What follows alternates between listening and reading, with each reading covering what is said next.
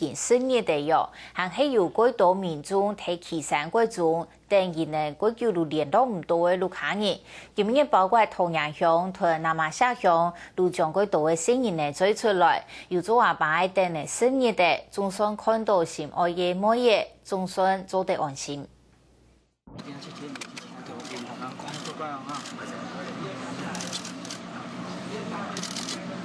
等嚟5年，總算等到清醒嘅每個學生，眾先生及同嘅男定每嘅經濟，佢行業內嘅不安，總算做得安心呢。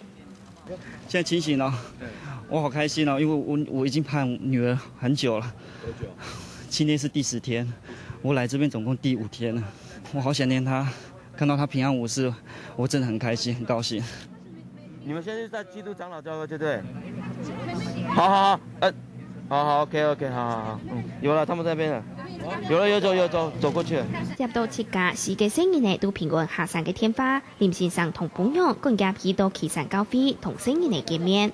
佢行業內無見呢，但嘅聲音呢都為得阿妹，同時實地自講法嘅愛心同嘅，也下態度龍鳳嘅阿妹，總算做得安心，準備供子咧。